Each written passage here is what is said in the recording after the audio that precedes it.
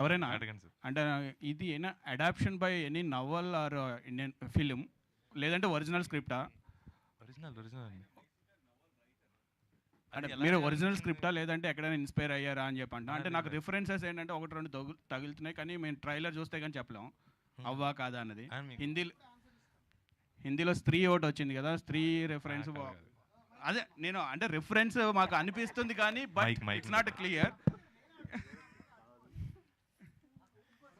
నేను ఒక్క నిమిషం ఇప్పుడు అందుకే అడిగింది, మీరు ఇవి చూసారు కదా, మీ దగ్గర ఏమన్నా క్వశ్చన్స్ ఉన్నాయా ఆన్సర్ ఇద్దామని. కరెక్ట్ పాయింట్కే ల్యాండ్ అయ్యావు. స్త్రీ కాదు. సో ఇంకా? అదే ఇంకా ఇన్స్పైర్ అయ్యా లేదా మీ ఓన్ స్క్రిప్ట్ ఇన్స్పైర్ అయినా ఓన్ స్క్రిప్ట్ సార్. అండ్ మీరు నవల్ అని ఎందుకు అన్నారు? అంటే నవల్స్ ఏమైనా ఉంటాయి కదా, నేను నవల్స్ రాశాను. Written 3 novels. మీదే వర్షన్. ఇది నేను రాసుకుందాం అనుకున్న నవల్. టైటిల్ వద్దులేండి. But I wanted to make it into movie. So 2021లో నేను నాగా వీ థాట్ ఆఫ్ అంటే నవల్స్ రాస్తున్నాం కదా, లెట్స్ మేక్ ఏ మూవీ అనుకున్నాం. So why don't we directed అని చెప్పి వీ స్టార్టెడ్ 2 yearsలో. ఇప్పుడు వైష్ణవ్ గారు చెప్పిన పాయింట్ని బట్టి చూస్తే ఆల్రెడీ ఓం భీమ్ బుష్లో కూడా సేమ్ ఒక చిన్న పాయింట్ అదే పాయింట్ వచ్చింది. సో ఈ పాయింట్ మీరు అనుకున్నప్పుడు కొత్తగా ఉండొచ్చు, ఇది సడన్గా వచ్చింది. సో దానికి ఏమైనా మ్యాచ్ అవుతుందా లేదా ఇట్ ఇస్ డిఫరెంట్? ఇప్పుడు స్త్రీ కానీ, ఓం బూమ్ బుష్ కానీ, ఇంకొక గీతాంజలి కానీ, ఏ సినిమాకి సంబంధం లేదు. నువ్వు అరే ఆ సినిమాలకి వెళ్ళేదో రిఫరెన్స్ తీసుకున్నారా అని కూడా నాకు నేను వెతికా.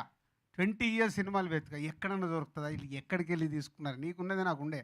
అరే ఇన్ని సినిమాలు తీసారు, ఎక్కడన్నా ఉందా అడిగా. ఏంటి మా జర్నీలో అడిగా. లేదు సార్ ఇది ఓన్గా ఇట్లా థాట్ వచ్చింది. ఎక్కడొచ్చిన థాట్ అని కూడా అడిగా. ఆ థాట్ ఇన్స్పైర్ అయింది కూడా చెప్పాడంటే ఎక్కడైనా జనరేట్ అయింది.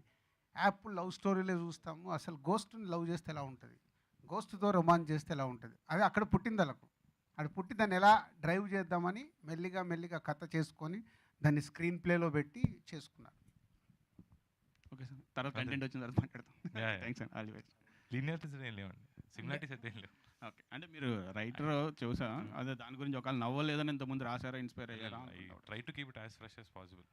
సినిమాలు కూడా తగ్గించా స్క్రిప్ట్ రాసిన తర్వాత చూడడం, కన్జ్యూమ్ చేస్తే అదే రాస్తా కదా ఒకసారి. We try to keep it as transparent as fresh as possible. So total different ఉంది అంటే చూస్తుంటే అర్థం అవుతుంది.